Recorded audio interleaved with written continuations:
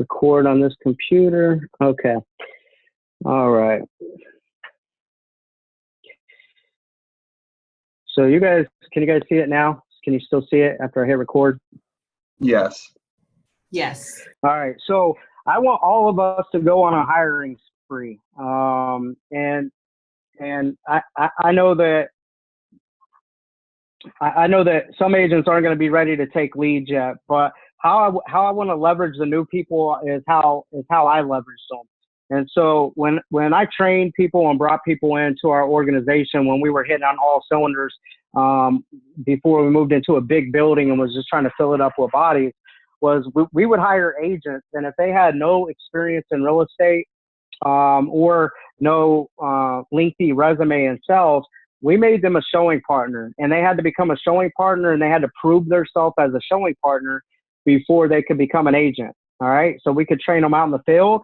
And then when they're not out in the field, they can work on the phones with myself or other lead buyer agents and stuff like this. And so if you guys watched that video yesterday, I talked briefly 10 minutes about, I'm not going to get into the whole 40 minutes here, but this is really a discussion that could take 30 to 40 minutes. And I'm going to touch on the highlights from yesterday. I'm going to send out this recording and I'm going to attach the documents to it for you guys. Okay. So literally, I want to be able to bring on new people, and I want to be able to hire them as a showing assistant. And so when you're looking for new hires or newly licensed people, talk to them about the showing agent position, paying them $20 per hour with the 2-hour minimum, and then gas mileage paid at whatever the standard is. You can pick whatever percent that you want to split with them. If you're in a higher price point, somebody might do 15%. Our average sales price was 140. So being able to pay them, 25% of all the deals that close that they're showing houses on. I want to be able to get you guys in position where we're focused on high leverage situations, which is being able to get really good at prospecting and teaching other people how to do it. Or you guys not being able, a lot of you guys are rainmakers, team leaders.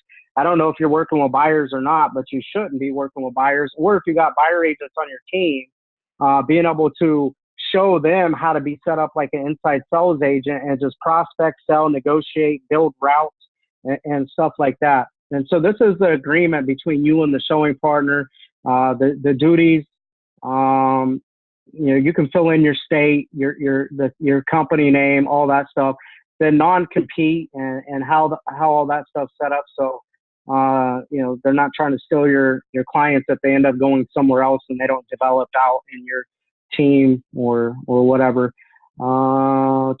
Pretty lengthy. Also, the duties, being able to, schedule their showings, show homes, communicate with the lead agent. I would always set up their showings. I built their routes where they just come in and picked up the routes. And I also synced in the Google calendars with my calendars, just like an ISA. And I would schedule showing routes on their weekends or at their nights. And then they would just come in and, pick up the route or whatever. And then I'm following up with that, showing agent or showing partner and getting feedback from the client. And then also immediately after calling the client to see, if there's any research or disclosure paperwork I could send them, or if there's any deals they want to write offers on or anything like that. This also breaks down the lead buyer agent's role. And this is a way for you guys to coach your lead buyer agents on how to make more money and get bought into bringing new people into your system and not thinning leads out. All right. Or wasting leads on new agents that don't develop. The lead buyer agent, they're going to run all the buyer consultations. They're going to process them with a pre-approval process. They're going to help with the needs assistance with the core process of escrow and the deal and working with the transactions team and the client, and all that stuff, and negotiating, all that fun stuff. What lead agent will expect, from you? Obviously, they need to, be part of the board. They need to have a key, a clean car, insurance, punctual, commit to showing up on time, give feedback to the lead agent. Give feedback, have them also fill out the feedback to like the MLS emails that go out from the seller agent, all this stuff. So there's a mutual agreement, and this is a contract that you guys can go through. And I mean, it sucks bringing on new people, but I just wouldn't bring on new people and then just try to throw them into lead rotation or whatever. Let's run a bunch of ads. Let's try to, find newly licensed people and bring on showing partners. And if you guys have buyer agents like Darius, Clarence on your team, and I know you guys are running a buyer agent team, I can show them how to sell the same amount of homes that they're selling right now, working part-time if they just want to focus more like on inside sales and quarterbacking. However, they got to be pretty advanced in the outside sales area already, understanding the market, probably done 100 deals themselves, being able to coach that person when they're out in the field and stuff like that. This is the sheet that I would have the showing agent fill out. And so every, hold on, can you guys see that sheet? Yes. Okay, hold on. It stopped sharing. Resume. Okay. We can see it out. It said, but it might not be recording. Oh, okay. Stop share. Let me hit. Okay, let me hit this again. Okay, so now you guys can see my screen again. Okay, so I gave you the contract, all right? And you hire them off upfront mutual agreement. So you let them know, like, we don't hire new agents on our team, but you're somebody that we take a chance on if you're willing to go through our showing partner mentor program. And then you structure the deal however you want. Like, most people start out hourly just because those people are used to exchanging time for money. And then once they see like what they would make at 20 or 25%, if you're pretty good at controlling the quality of the lead and getting a lot of homes under contract, then they're going to flip over to the percent model. All right. And then after that, they graduate into an agent. So those are the 3 steps that I like to see them go through. But this is the sheet that they had turned into the transactions department. If they're doing hourly or the percent, it really doesn't matter with the percent, but still I would have them fill this out. The agent that they showed for, you might bring on one showing agent that services maybe a couple different agents, depending on how much business they're generating or not. The client's name. Preparation time is if they're setting up their own showings and scheduling it, they're going to charge you an hourly rate for that. That's why I would make that lead agent the point of contact. And just use myself for an example. I always had the clients call myself, and I set up the showings. I controlled the process. I set it up on the agent's calendar. I printed the MLS sheets off. I had worked out in the field for years, so I knew about what it took to hit each house and the commute and drive time. And then they're going to put their mileage. So you're going to be able to pay, I think it's whatever the mileage government, 54 cents per mile. You're going to pay them out on that as well. The showing time is going to be like their total time showing houses. I don't have them start counting their hours for showing time until they got to the first property. And then it stopped at the very last property, or if they had to go back to the office, I'd pay them to go back to the office, But some of you guys commute, it could take 40 minutes to an hour. So do you want to pay that extra 20, 25 bucks for commuting? That's up to you. Total hours were prep time and showing time. That's what you're going to pay, whatever hourly rate you guys agree upon. And then I have them write the MLS number or the address. And then obviously A, B, and C is A, they're highly interested and they want to speak to the lead negotiator, the lead buyer agent, to find out more information or whatever. B and C is what it is. All right. Also, I have them type up notes. You're going to be able to edit this. So if they, type up notes at the end of the showing request, like just anything the clients had said, maybe if they were late, they'll highlight that on there, or lessons, requests from the client, whatever. And then they sign, the showing partner signs this. And then I would have the actual agent sign this. So whatever agent they were signing for signs off on this, because it's important that you have the agent and the showing partners sign off for it if this person is showing for multiple agents, a showing assistant for multiple agents, because they could put on there that they worked for 7 hours fill this out and turn it into the TC. And then as they're cashing checks and doing their deal, the agent is not paying the showing partner, the transactions department, the company, whatever, Clarence Graham Real Estate Company is paying the showing partner. So the agent isn't cutting side deals or checks.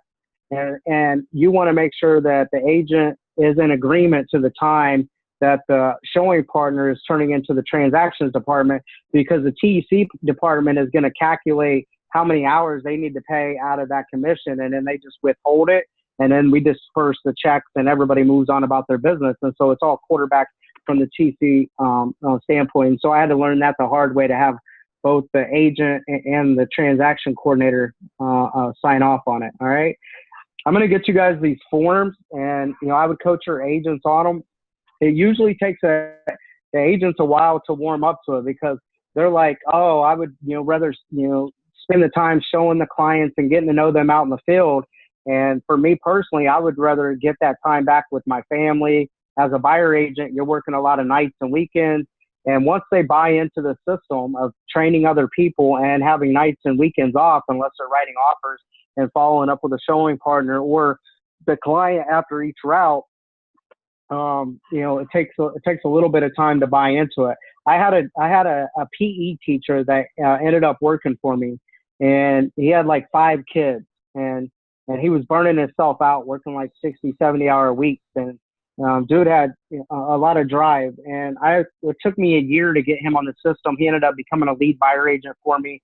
I ended up talking to him a couple of weeks ago, and he told me, man, I was somewhat buying into the process before you were moving over to EXP, and he's like, I'm 100% committed to the model now. He said, I consistently have 12 to 15 homes pended every single month, and I'm only working, he said 4 or 5 hours a day is what he's working instead of the 3 or 4.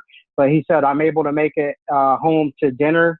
I'm able to make it to every soccer practice. I get my weekends back.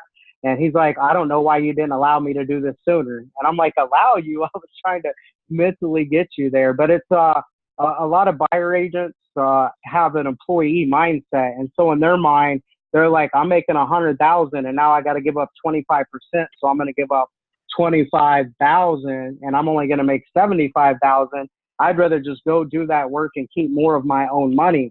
However, little do they know that it's about time, value, and money, and they're actually going to make more money because they're going to focus on the things that they're good at if they stay consistent with prospecting, generating more leads, and doing what's necessary to be able to create more business, to be able to create more money.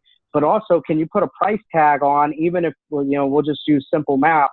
Let's say you do make 100,000, running everything yourself, burning yourself out, working nights, weekends, being away from the little ones, your family, all that stuff as a buyer agent on your team. But let's say you run the showing partner model and you're only working part-time, but let's say after you pay the hourly rate or you pay the split, that you only net the same amount of money. I mean, to me, it's worth it buying back that time, even if your revenue net doesn't grow. However, your revenue net's going to grow and you're going to be able to get more of your own time back. And so I can work with some of you guys as top buyer agents on this program if they want to be able to dig in a little deeper to this. And like I said on my video, I've ran this differently with different showing partners just because of skill set, chemistry, the background experience of that person and all that stuff. And this was a way that I used to control quality on our team. And if they couldn't make it through this process out in the field and improve themselves on the phone, I would never turn them on Boomtown buyer leads. In the old, and then we moved into a big building and we had to fill the building. And so then it was like, okay, bring me a warm body and I'll teach them a buyer presentation. I'll teach them an intro. We'll teach them LP Mama. We'll teach them a closing paragraph. They'll spend some time in the transactions department and with the listing coordinator and with ISAs, and they'll work with Trent on the operational side and they'll be ready to go. We had a lot more failure rate by just throwing people into the mix, doing it that way versus this way. I had close to an 80% training and onboarding process of the people that was actually taking leads versus the latter when I was just trying to fill a building. because before you invest leads in them, they're already going to work for your top converters in terms of the people that can scale a valid conversation to a buyer appointment or a buyer. And if they can't prove themselves out in the field, or if they can prove themselves out in the field, but they can never convert to a prospector, at least you're not out any money trying to dilute your leads and invest leads in them. And you can double down and invest more leads into your loyal skill set people, and then have them quarterback and work more like an inside sales agent person. A good example is I had an architect guy work for me, and I thought the guy was going to crush it. He was smart. He was great face to face.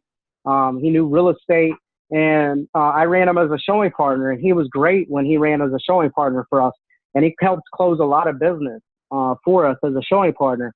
But his disc profile, he had a very high C, and he couldn't prospect buyer leads to be able to generate his own business. And that lingered on for 6 or 7 months before he figured out that he couldn't fish on his own. He could only, service the fish that were caught for him. And he eventually went back into the architect business. However, if I would have brought him on face-to-face interview, I would have been like, this guy's going to be the next rock star. He's going to crush it. And I would have invested a lot of leads in him. And then he would have floundered. And then I would have lost a lot of money. And then I would have had to move the database over, 5 or 6 months later, versus running everything through my top producers and allowing them to leverage and train the new people, and allow the new people to train themselves through these steps that I just laid out for you. And so I'll get you guys the sheets and the forms. If you guys got more questions, let me know. Or if you guys want me to have like a special huddle just with buyer agents and work with them on, the chemistry, and kind of dig in a little bit deeper with the logistics of how to communicate with the client, how to position the showing partner in the buyer consultation, how to deal with just that whole process, because it is going to be a different feel, and it's going to have just a different approach to it. However, they're going to make more money, they're going to get the time back, and it's going to be beneficial to them. All right, guys, I'm gonna kill this. Bada bing, bada boom. Any questions off any of that stuff? You guys good?